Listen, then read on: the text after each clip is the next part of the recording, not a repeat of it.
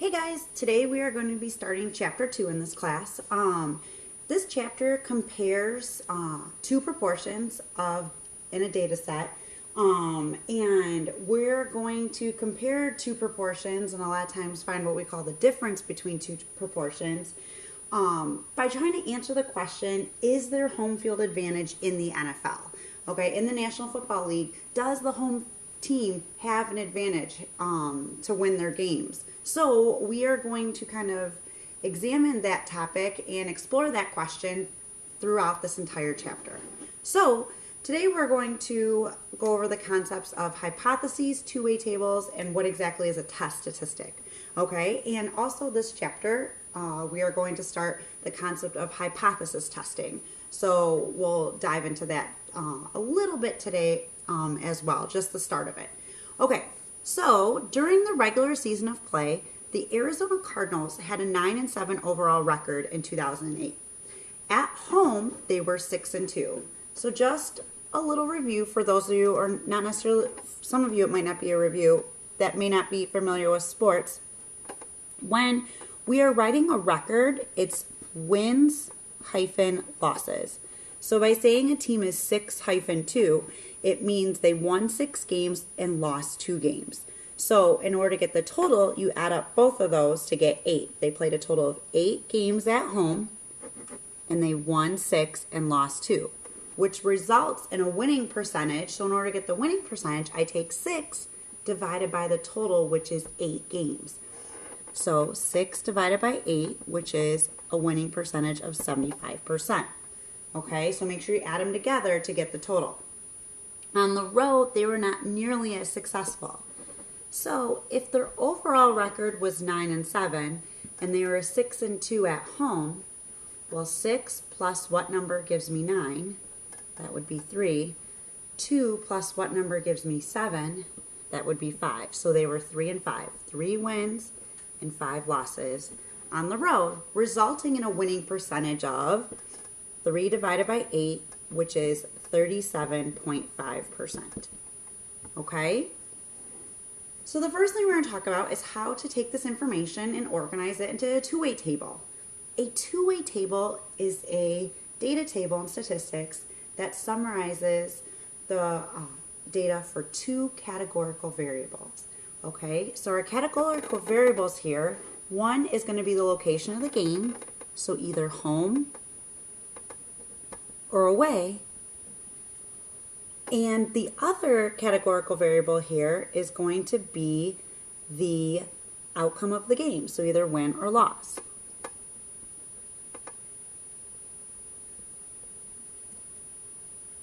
Okay, so now the reason why I have an additional column and row here, you don't have to have it, but I like to kind of total things out, okay, because a lot of times we're going to use the total in some of the questions that are being asked to us. So win home, what goes into this cell right here in the table? That would be how many wins do they have at home? 6. How many home losses do they have? 2. And for those of you that follow the NFL, you know they play how many games at home? 8. Now right here, away wins was 3. Away losses was 5. We know they play 8 total away games in the NFL. Total it out, they play 16 games at home in the NFL, and overall they went 9-7. 6-3 gives me 9. 2-5 gives me 7. An overall record of 9-7. Okay, so that summarizes all this data from that first paragraph. Kind of summarizes it, puts it together and organizes it in a two-way table for us. So what are two possible explanations for why they perform better at home? Clearly they perform better. They had a 75% winning percentage at home compared to only a 37.5 winning percentage on the road. Well, there's two explanations. One is they have the same ability to win at home and on the road, and the only difference between the two values is due to random chance. So let's try and squeeze that all in. They have the same ability. The 08 Cardinals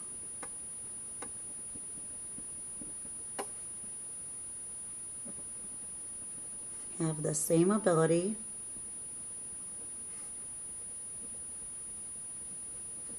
to win at home and on the road. And the only difference between these two values is due to random chance.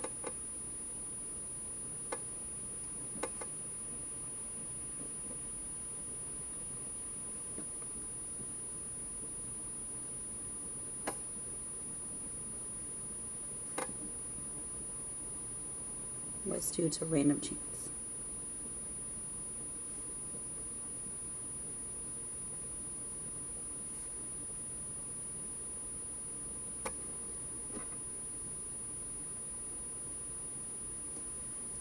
Okay, now the second explanation is that the '08 Cardinals have a greater ability. They actually have a greater ability to win at home. Their ability is better at home. So the 2008 Cardinals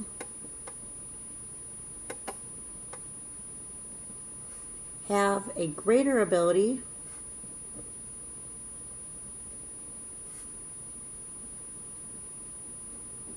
to win at home.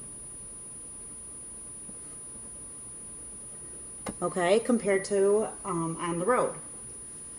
So let's kind of today we're gonna focus on, now that we learned a little bit about two-way tables, the next thing we're gonna focus on is writing hypotheses.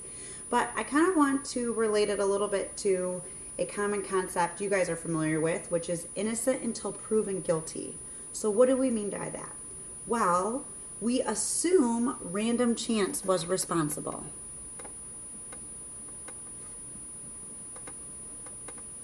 Okay, so we're going to assume the difference was due to random chance. So we always go in assuming what we're going to call our null hypothesis is true. We're assuming random chance was responsible, and the Cardinals had the same ability at home than on the road. I'm sorry, same ability at home and on the road. Now, what we need to do is we need convincing evidence that random chance was not responsible to claim a difference in ability. So we would need convincing evidence that random chance was not responsible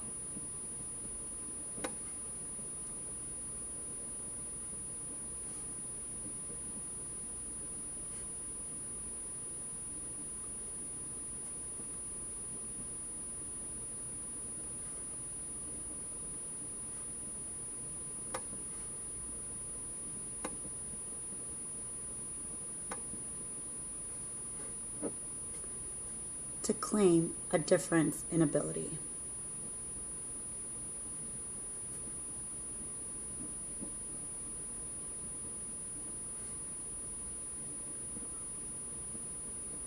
To actually prove that they have a greater ability at home than on the road.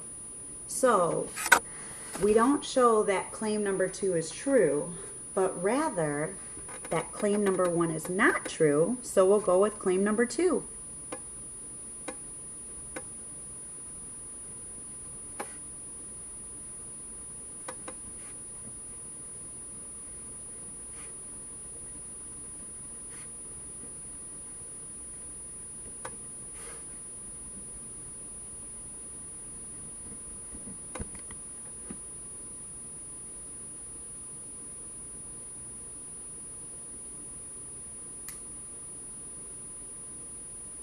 Okay, so this is just like the judicial system. So claim number 1, let's say, is the defendant. We'll talk about robbery. So the defendant did not rob the store.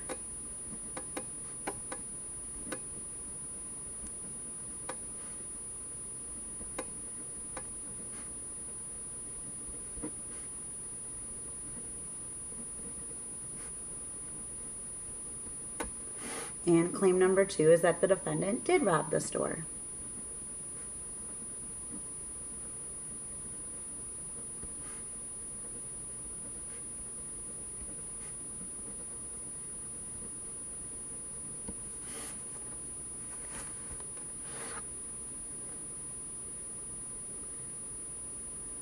So remember, we always go in assuming that they're innocent. So we assume claim number 1 is true. The defendant did not rob the store. So we're going to show convincing evidence that claim number 1 is not true, therefore to try and prove guilt, that they actually did rob the store. Okay? So let's talk about how to write hypotheses.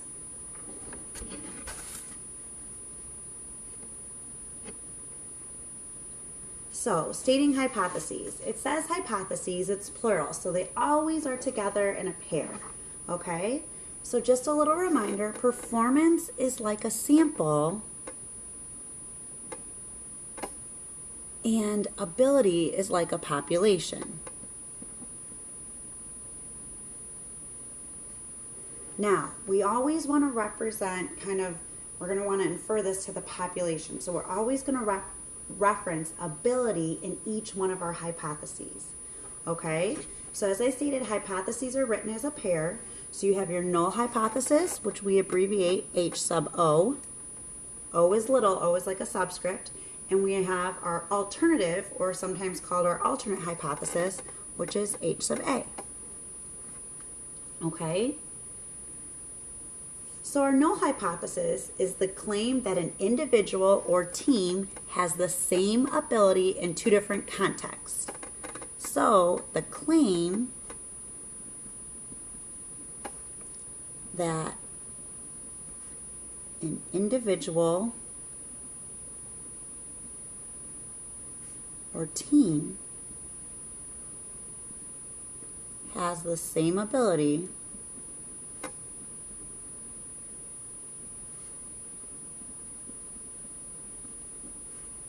in two different contexts.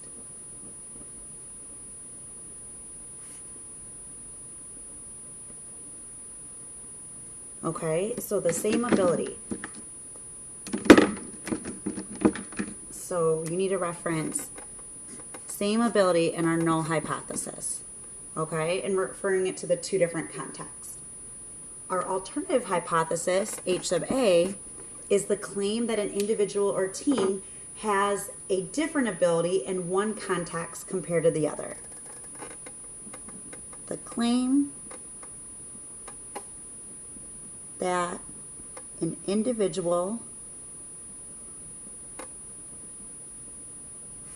or team has a different ability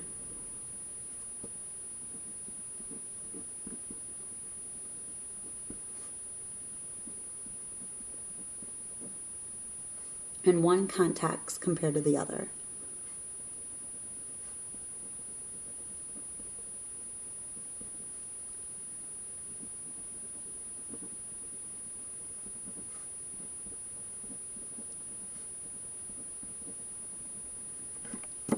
So different ability.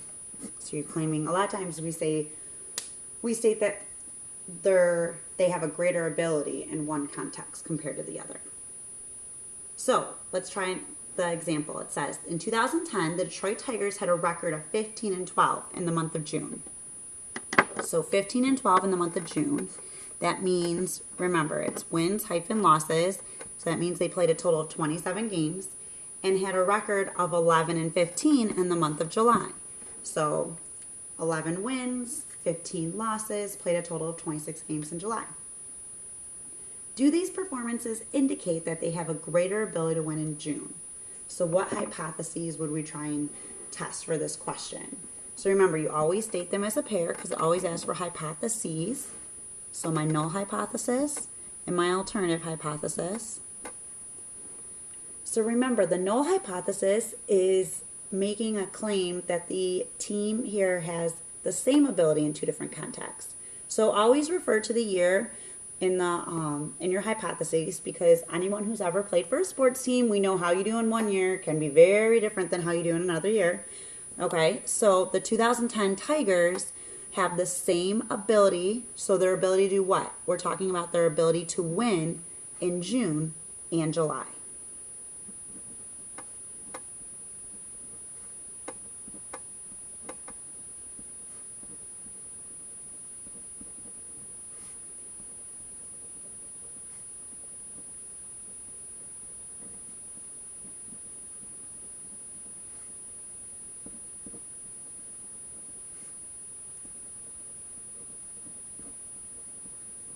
Okay, remember, null hypothesis talks about comparing that they have the same ability. Okay? The alternate, what are we trying to prove here? Well, we're trying to prove that the 2010 Tigers have a greater ability to win in June than July, because their winning percentage, 15 out of 27, is higher than 11 out of 26. So the 2010 Tigers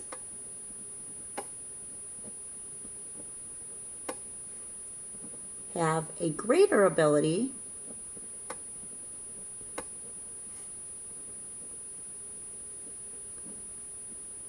to win in June than July.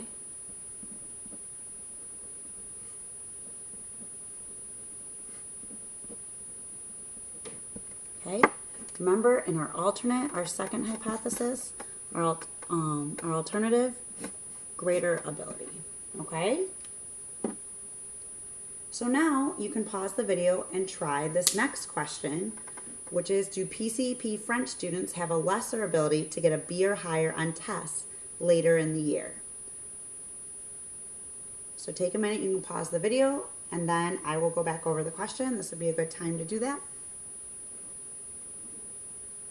So remember, our hypotheses, there's always two of them. Our null hypothesis, what we go into a hypothesis test assuming is true, and our alternative, which we're trying to prove is true.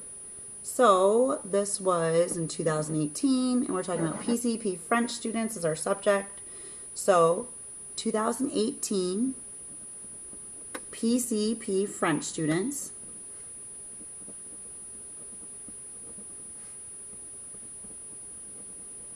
have the same ability to earn a B or higher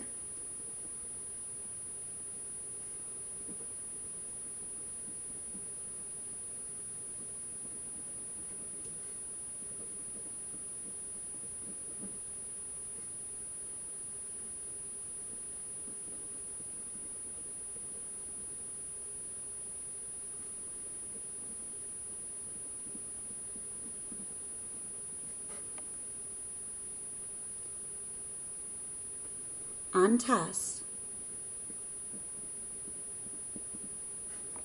regardless of the time of year.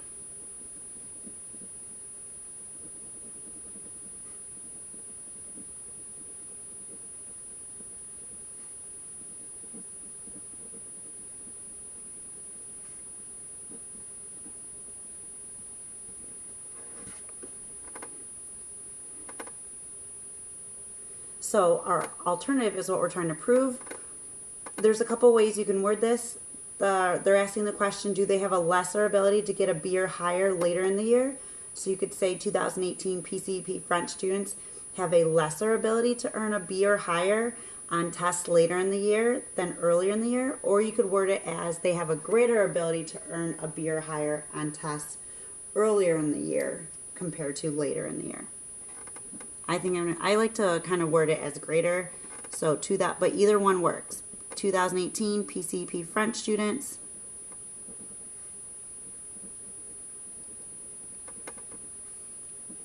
have a greater ability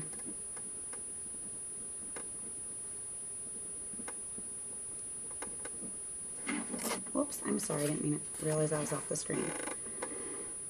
Have a greater ability to earn a B or higher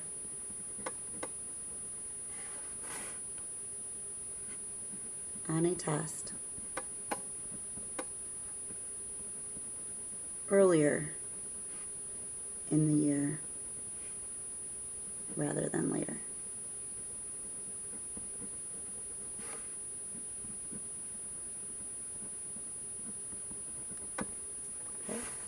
Sarah, I'll leave that up there for a second since I was off the screen a little bit.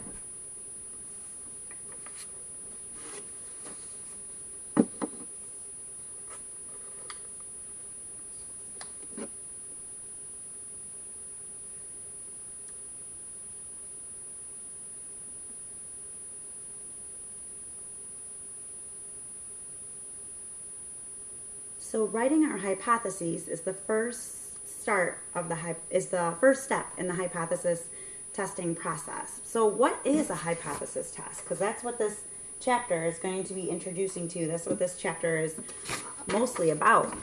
A hypothesis test is the formal process of deciding between your two competing hypotheses.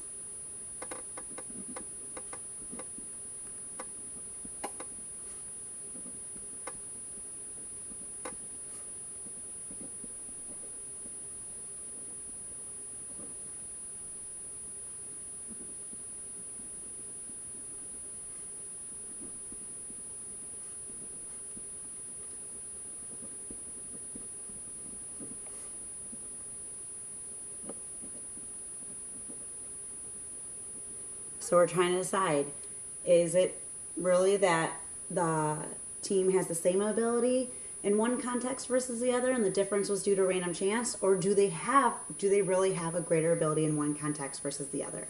So in order to help us make this decision, we are going to find what's called a test statistic. A test statistic is a value calculated from an individual's or team's performances. A value calculated from an individual's, depending on who we're talking about, if we're talking about a player or a person, of individuals or teams, maybe we're talking about a school, performances,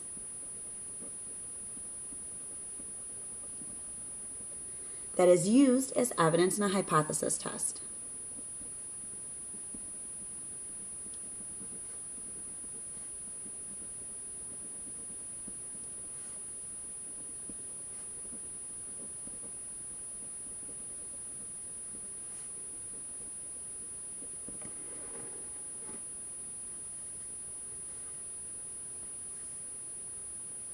Here, since we have two sets of data, our test statistic is going to be the difference in winning percentages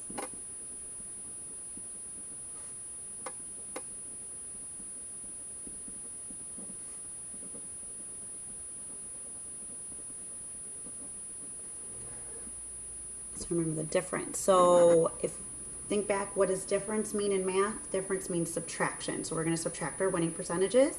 So find the test statistic for the Arizona Cardinals. So the difference in their winning percentages. That's going to be your home winning percentage minus the away winning percentage.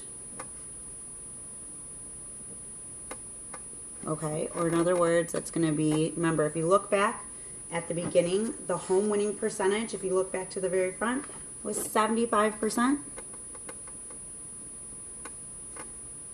Minus the away winning percentage was much less. The away winning percentage was 37.5%. For a difference of 37.5%. You subtract those two, you get 37.5%. So that is going to be our test statistic. That is going to be the value of our test statistic. There's 37.5%. Okay? So in our hypothesis test, which we'll start tomorrow, we'll want to see how likely it is to get a difference of at least 37.5%.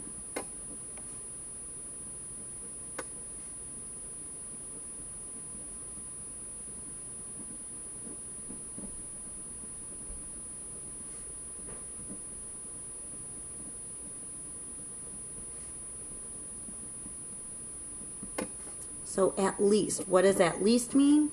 At least means 35% or, 37.5% or higher. So we will continue on with hypothesis testing tomorrow.